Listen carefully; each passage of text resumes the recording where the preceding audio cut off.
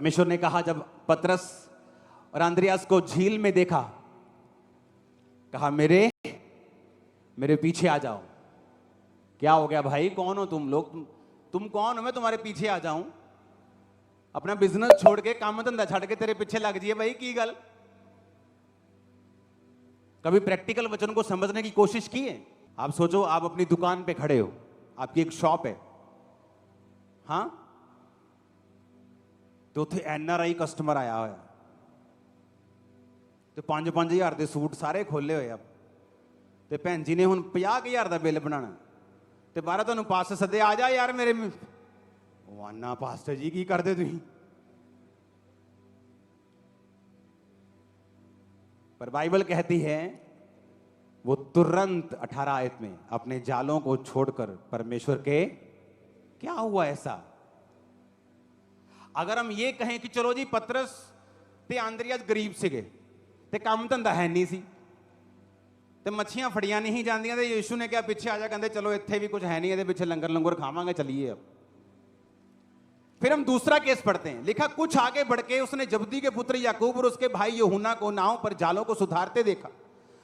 उसने तुरंत उन्हें बुलाया और वे अपने पिता जब्दी को मजदूरों के साथ नाव पर छोड़कर, अब इस केस में जो याकूब और यूहन्ना हैं, उनके पिता ने मजदूर रखे हुए हैं कि 10, 15, 20 लोगों की टोली है।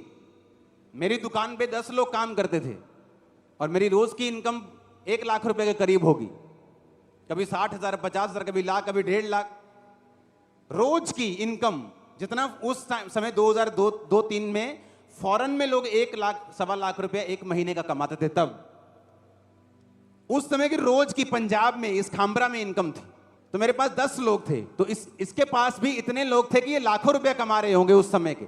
लेकिन यहां भी क्या लिखा कि वो अपने पिता जब्दी को मजदूरों के साथ नाव पर छोड़कर यीशु मसीह के पीछे हो ली। ऐसा क्या हुआ कि वो यीशु मसीह के पीछे लग गए? वो जीसस खुदा के वचन को इतना मानते थे और इतना सीरियसली उस पर चलते थे बचपन से ही। 12 साल की उम्र में यीशु को मालूम था कि मैं पिता की संतान हूं। तो जब उसके माता पिता के साथ वो वापस नहीं गया अपने घर और पर्व में रह गया, तो माता पिता 3 दिन के बाद कुड़ते हुए यीशु से मिले और कहा, ओए तू घर वापस नहीं आया, हम तुझे कुड़ते हुए ढूंढते हैं। तो यीशु ने क्या कहा? पिता ने कहा, यीशु ने कहा कि क्या तुमको नहीं पता मुझे अपने पिता के भवन में होना जरूरी है? तो यीशु को मालूम था वो पिता का क्या है, भवन है। तो यीशु ने फिर सेवकाई 12 साल की उम्र में शुरू नहीं की, क्योंकि बाइबल कहती है सारे सदूकी, फरीसी, शास्त्री, विद्वान जब 12 साल के प्रभु यीशु से वार्तालाप करते थे तो जवाब नहीं थे जो यीशु मसीह उनसे पूछते थे। यीशु मसीह की बुद्धि, यीशु मसीह के जवाब, उनको मालूम था कि ये आम बालक नहीं है।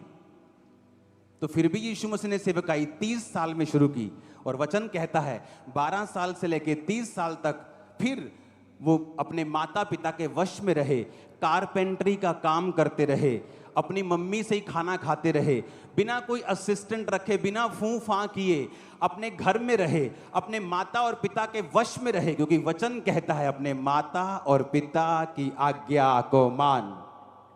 हमें लगता है वचन बहुत छोटी सी बात, चोरी, ओ कोई नहीं 100 रुपया इधर, 100 रुपया उधर, ओ कोई नहीं 2 लीटर तेल ना, प्रभु ने क्या कहना, मेरा घर नहीं चलता बिना चोरी। तो जब आप वचन को इतना सीरियसली लेते हैं कि आपके जिंदगी मौत का यह मसला बन जाता है कि नहीं मानना शैतान की बात को, स्पिरिचुअली आपके ऊपर एक ऐसा ग्रेस, एक ऐसा ऑरा आ जाता है कि आपकी बात को लोग इनकार नहीं कर पाएंगे। यह रीजन था कि जीसस के ऊपर इतनी ग्रेस आ चुकी थी, उसकी आवाज में इतना दम, इतनी पावर, इतनी खींच, इतना होली स्पिरिट था कि जब वो बोलता था कि अपना काम छोड़ दे, सेवा में आ जा, नथिंग कैन स्टॉप, आ रहे हैं सेवा में, छोड़ देंगे बिजनेस।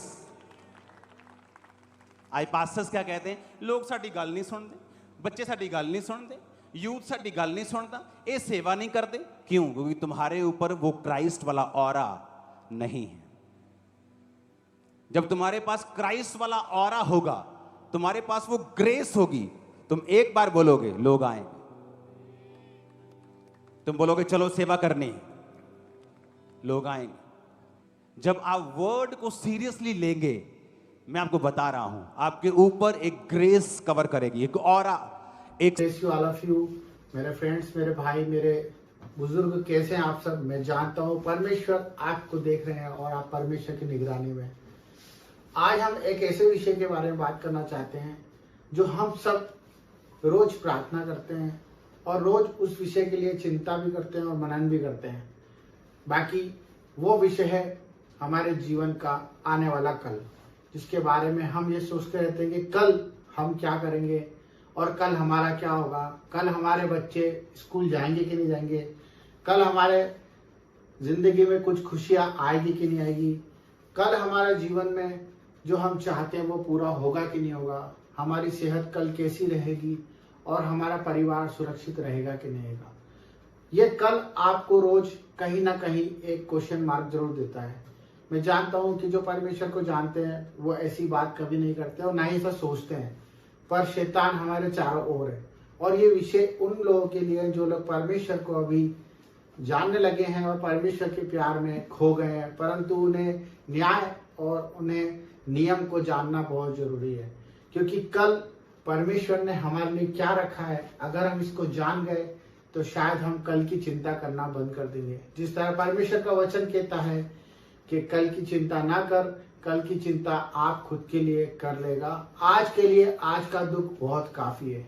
यही वचन परमेश्वर ने हमें इसलिए दिया है क्योंकि जो लोग भविष्य की चिंता करते हैं, जो अपनी खुद की सेल्फ चिंता करते हैं, जो अपने परिवार की चिंता करते हैं और कल के विषय में मनन लगा के अपनी पूरी जीविका खराब कर लेते हैं और ये नहीं सोच पाते कि हमें कल क्या करना है, उसी विषय में परमेश्वर हमें कहता है कि तू कल की चिंता मत कर, कल की चिंता आप खुद कर लेगा, आज के लिए आज का दुख ही काफी है। मेरे प्यारे मित्रों और प्यारे भाइयों, मैं आपको ये बताना चाहता हूँ कि परमेश्वर ने हमें ऐसा क्यों बोला है। क्योंकि परमेश्वर ये जानते हैं कि हमारे बच्चे उसके ऊपर विश्वास करेंगे। क्योंकि जो अनंत जीवन का स्वामी है, जो राजा होगा राजा है, वो हमारे कल की नहीं, वो हमारे जीवन की रक्षा करता है। हमारे पूर्वजों से उसने हमें गोद ले लिया है, उसने हमें मोल देकर चुकाया है और हमें स्वीकार करा है जिस भी हालत में थे हम। जब हम पहले ऐसे थे, जब हमारे भविष्य के बारे में हमें नहीं पता था, जब हम अपने बारे में सोच सोच कर गलत गलत कदम उठा लिया करते थे और पाप में पड़ जाते थे और उस पाप का परिणाम भी बहुत बड़ा बड़ा भोगते थे। पर हम क्यों नहीं जानते कि आज हम वही गलतियां, वही व्यवहार वापस करेंगे तो हम किस तरह से प्रभु के कहलाएंगे। जिस तरह से परमेश्वर ने हम पर दया रखी, अगर हम उस दया को जानना चाहें तो हम कैसे अपने आप को जान सकते हैं, कैसे जान सकते हैं और कैसे जान सकते हैं। ये वही वचन है जो परमेश्वर का हमें सिखा रहा है कि तुम कल की चिंता मत करो। मैं जानता हूँ आज मेरा भाई कैंसर में है, मैं जानता हूँ कि आज मेरी बहन परेशान है, कर्जे में है, मैं जानता हूँ मेरे भाई उन अपने भाइयों से लड़ रहे हैं, अपनी चीजों के लिए, हक के लिए दौड़ रहे हैं, अपने काम काज की चिंताओं में, ऑफिस के टेंशनों में, अपने वर्क की टेंशन में बहुत कुछ अपना खो रहे हैं, अपना आनंद खो रहे हैं। मेरे भाई बहनों, ये विषय परमेश्वर ने हमें इसलिए दिया कि जब हम इस चीज को छोटा करेंगे, अपने कामों को अनुशासन से करेंगे, नियम से करेंगे और अपने मुख पर सच रखेंगे, हमसे जो होता है हम उसी को करें। हमारी आंखें जितना देखती हैं हम उसी को अपना काम का सोता बनाया, उतना ही चले जितना हम चल सकते हैं। क्योंकि परमेश्वर ने हमारा बोझ अपने ऊपर ले लिया है। व्यर्थ चिंता ना करें, हमें चिंता करने की कोई जरूरत नहीं है, क्योंकि परमेश्वर ने क्रूस पर अपनी जान दी, अपने इकलौते पुत्र को हमारे लिए इसलिए दिया कि हम नाश ना हो और हम विजय के जुलूस में चले और परमेश्वर की महिमा को देखें। और परमेश्वर की महिमा जब ही होती है जब हम परमेश्वर के पीछे अपना क्रूस उठाकर चलते जाते हैं। तो मेरे भाई बहनों, ये आपको समझना है कि हम अगर कल की चिंता करते हैं तो परमेश्वर के उस नियम को तोड़ते हैं जो परमेश्वर ने हमारे लिए बलिदान दिया। अगर आप महिमा देखना चाहते हैं और परमेश्वर के कामों को देखना चाहते हैं तो आज के आनंद में खुशियों से जियो, आनंद से अपने परिवार के साथ खुशियां मनाओ और प्रभु की आराधना करो, प्रार्थनाएं करो अपने पड़ोसी के लिए और अपने लिए भी। Thank you. जय मसीह।